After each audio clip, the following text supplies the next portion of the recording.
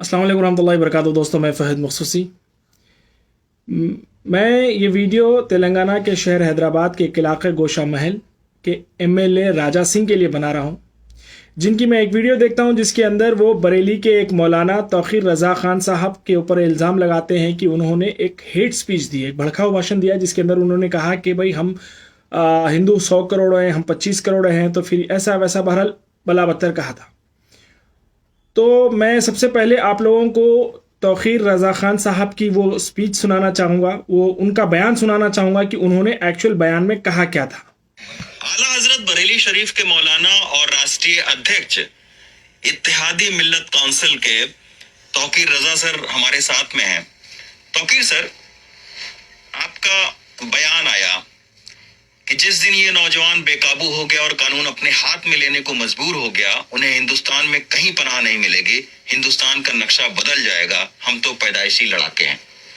एक धर्मगुरु और एक इतने प्रतिष्ठित हजरत बरेली शरीफ से जुड़े हुए शख्स का ये कहना आपको नहीं लगता है कि हेट स्पीच के दायरे में है? नहीं, हेट स्पीच के दायरे में मैं ये कहता हूँ कि इसको आधा काट के दिखाया गया है। अच्छा, आधा काट के, और आधा सच झूठ से ज्यादा खतरनाक होता है। तो क्या सच है, जरा एक बार इसका पूरा संदर्भ बताइए कि ये हमारे नौजवान हमने कंट्रोल में करके रखे हुए हैं। हम लड़ना नहीं चाहते, और आपकी अगर हमारे खून से प्यास बुझती है तो हम तैयार हैं मरने के लिए। कोरोना पीरियड चल रहा है, हम 20 लाख एक बार में नहीं दे सकते। 20,000 करके मैंने इस्लामी इंटर कॉलेज की फील्ड में 20,000 नौजवान सर पे कफन बांध के बुलाए और मैंने ऐलान किया कि आइए। एक हफ्ता पहले ऐलान किया था कि 20,000 नौजवान कत्ल होने के लिए आएंगे, आपका हाथ नहीं पकड़ेंगे। आप चाहे अपनी पुलिस से हमें मरवा दो या अपने आतंकवादियों से हमें मरवा दो, हम मरने को तैयार हैं। अपने देश की एकता और अखंडता के लिए, अपने देश में शांति बहाल रखने के लिए हमारे नौजवान अपना खून देने को तैयार है। और अगर लड़ने का ही शौक है तो लड़ाई हमारे खून में है, हम लड़ने को तैयार हैं, लेकिन हम तुमसे नहीं लड़ना चाहते। हमारे साथ अगर लड़ना है तो हमारे साथ चलो चीन के बॉर्डर पर। ये काट दिया। अच्छा, हमारे साथ चलो चीन के बॉर्डर पर। भारतीय जनता पार्टी ने तुम्हें कैलाश मानसरोवर आजाद करके नहीं दिया।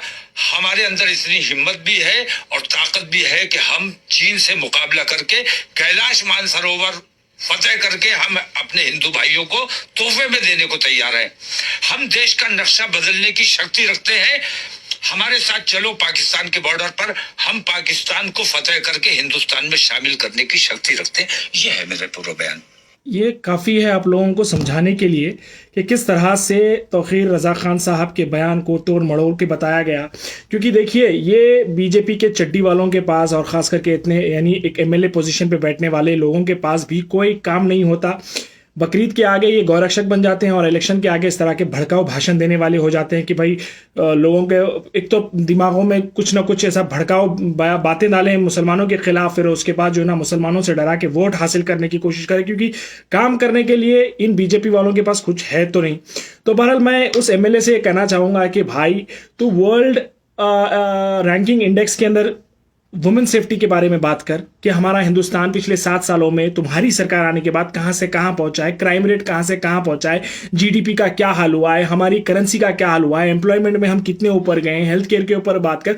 चल, हिंदुस्तान लेवल पे तो तू बात नहीं कर सकता मेरे भाई, तो तेलंगाना पे भी अगर नहीं बात कर सकता तो कम से कम अपनी ओन कॉन्स्टिट्यूएंसी में जहां पे तू दूसरी बार एमएलए बना है वहां पे कितने इंप्रूवमेंट हुए, कितने डेवलपमेंट के काम हुए हैं, हेल्थ केयर के कितने वहां पे जो है ना फैसिलिटीज को तैयार किया गया, वहां के सेवरेज सिस्टम्स कितने बेहतर हुए हैं, वहां के इंफ्रास्ट्रक्चर को कितना बेहतर किया है, वहां पे बच्चों के एजुकेशन के लिए स्कूल कितने नए खुलवाए हैं, वहां के बच्चों के जो बेरोजगार बच्चे हैं उनको एम्प्लॉयमेंट दिलाने के लिए कितने जो है ना तूने जॉब मिलाज लगवाए। इसके ऊपर बोल भाई। ये इस तरीके के झूठे सच्चे बयान दे के हिंदुस्तान के अंदर जो है ना पहले ही हालात बुरे तो तुम लोग ही बनाए हैं, उसको और बदतर बनाने की कोशिश जो करते हो ना, ये इंशाल्लाह जो है ना आने वाले इलेक्शंस में पता चल जाएगा 2024 के तुम्हारी क्या औकात है और क्या औकात होने वाली है, एक चीज। और रही बात दूसरी कि तुम लोग कहते हो कि तुम्हारे पास आरएसएस के हिंदुस्तान के भर में जो है ना अलग अलग शाखाओं में पूरे हिंदुस्तान में मिला तो तकरीबन कुछ 50 लाख तुम्हारे सांघी सैनिक हैं जो देश के लिए मरने मिटने के लिए तैयार है। मैं ये बात कहूँगा कि जिस तरह से तौकीर रज़ा खान साहब ने कहा कि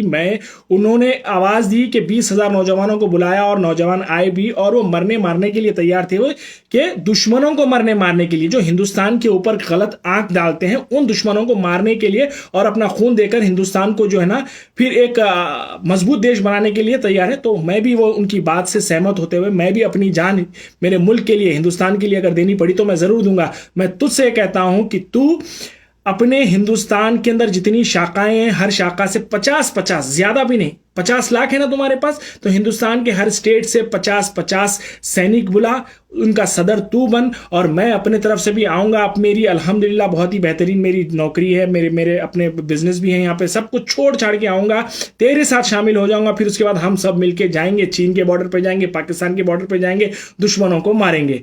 बोल क्या बोलता है भाई? अगर ये मंजूर है तो फिर मुझे जवाब देना, नहीं भी अगर मंजूर नहीं है तो आइंदा बार इस तरह के भड़काऊ भाषण मत दे भाई। अगर हिंदुस्तान को एक तरक्की याफ्ता मुल्क बनाना है, चलो हिंदुस्तान की बात अगर नहीं भी करें तो अपनी कॉन्स्टिट्यूंसी को अगर ऊपर लेके आना है तो पहले अपनी कॉन्स्टिट्यूंसी के ऊपर फोकस कर, उनके अनएम्प्लॉयड लोगों के ऊपर फोकस कर, उनके ऊपर कितने बीमार लोग हैं, कितने बेरोजगार लोग हैं, पैंडेमिक की वजह से कितने सारे लोग परेशान हुए होंगे, खुद गोशा महल कॉन्स्टिट्यूंसी में कितने लोगों तक अपनी मदद पहुंचाने में कामयाब हुआ, वो कोशिश कर कि भाई ज्यादा से ज्यादा लोगों तक अपने एमएलए होने का फायदा पहुंचाने की कोशिश कर। इस तरह के भड़काऊ बयानों से हमारा देश और टूटेगा।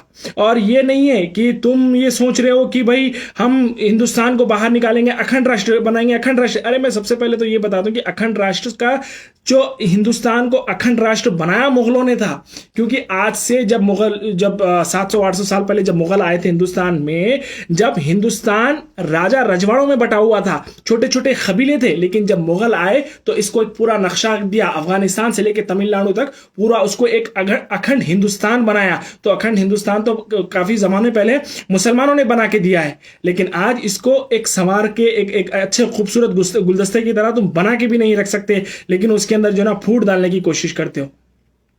चलिए, thank you very much. Hope Tauqeer Raza Khan sahab का जो बयान था आप लोगों के सामने आया है साफ तौर पे, क्योंकि मुझे भी एक सेकंड के लिए शक हो गया था कि भाई ऐसी क्या बात कर दी, लेकिन जब मैं जाके देखा तो सच्चाई कुछ और निकली, हमेशा की तरह।